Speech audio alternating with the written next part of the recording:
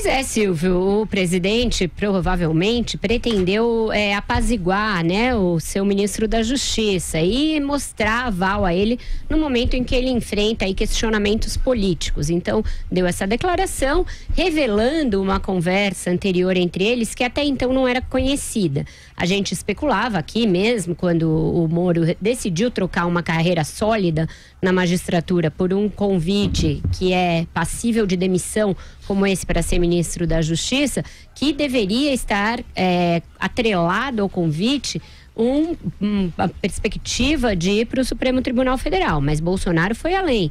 Ele disse que vai manter o compromisso com o Moro, deu a entender que isso já está apalavrado. O ministro, nessa entrevista à nossa afiliada lá no Paraná, primeiro parece se regozijar com a coisa. Ele estava lá todo bem-humorado na entrevista. A gente exibiu aqui de manhã no Jornal da Manhã, estava todo sorridente. Ao longo do dia, eu acho que ele foi percebendo os riscos políticos envolvidos nessa declaração.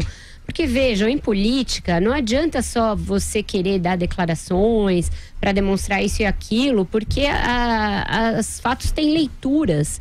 E tem leituras em diferentes substratos da política. A leitura que ficou para os parlamentares é de uma medição de força. No momento em que eles estão querendo suprimir prerrogativas do Moro, reduzir o seu papel, reduzir o seu espaço no governo Bolsonaro, dando uma declaração dessa, na verdade ele acaba expondo ainda mais o seu ministro. Quem não conhece esses meandros da política pode achar, Bolsonaro foi bem, agora vão até devolver o COAF para o Moro. Só que não é disso que se trata.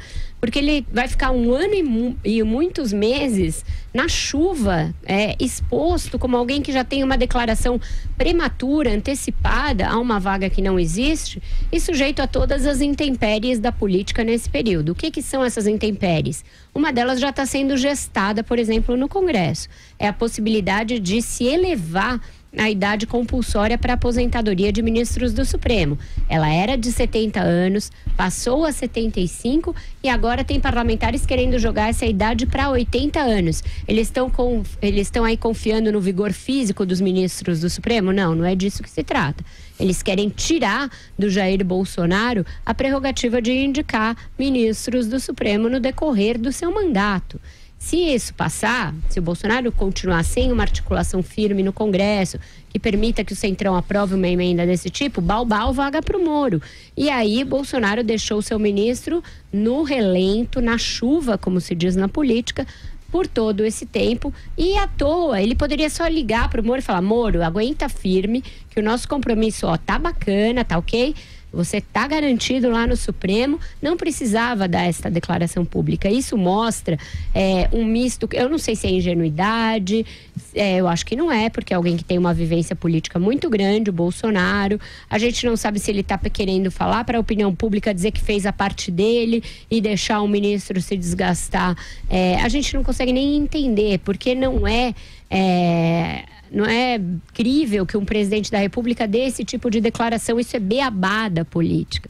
Eu acho que, assim, todas as decisões que o Moro tomou como juiz não estão em pauta aqui. A gente não questionou isso. E eu acho que só quem permite que se faça esse tipo de relação, que eu concordo com o Alexandre, não tem nada a ver, é o Bolsonaro, ao insinuar ou quase dizer que houve uma conversa linkando duas coisas que não são interligáveis, intercambiáveis num primeiro momento, que é o convite para compor o Ministério da Justiça e uma futura indicação para o Supremo Tribunal Federal. É ele próprio quem fragiliza a posição do seu ministro da Justiça, e aí não adianta muito a gente discutir como foram indicados os anteriores, porque os critérios são os mesmos, e a gente, em grande medida, defende que se mudem esses critérios, até para que se profissionalize isso. Projetos de lei que o próprio Moro apoia impedem, por exemplo, que sejam indicados para o Supremo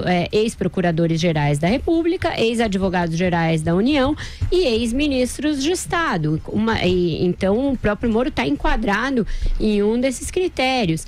É com tudo isso que o Bolsonaro enreda o seu próprio auxiliar numa rede de desconfiança, contradições e um grande ataque especulativo político, que ele já vem sofrendo e que sofrerá mais ainda nessa condição de indicado previamente a um posto que só vai vagar lá na frente. Isso certamente também não cairá bem entre os próprios ministros do Supremo, que já vem o presidente articulando alguém para substituir alguém que está em pleno exercício da magistratura e que vem a ser o decano da corte. Então isso tudo é desastrado politicamente, é coisa de quem não faz o mínimo da articulação política, o mínimo do trabalho que deveria fazer de concertação entre os poderes, de concertação com o próprio Supremo. É alguém que vai agindo por impulso, sempre falando demais, sempre falando para um público nichado de redes sociais que não é o conjunto da sociedade.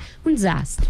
Até nisso o Bolsonaro fragiliza o Moro, porque aí você pensar, por que ele está então num governo com o qual ele tem tantas divergências e no qual ele engole tantos sapos quase diariamente? É porque está esperando a vaga para o Supremo. Então, em tudo, essa declaração é um desastre.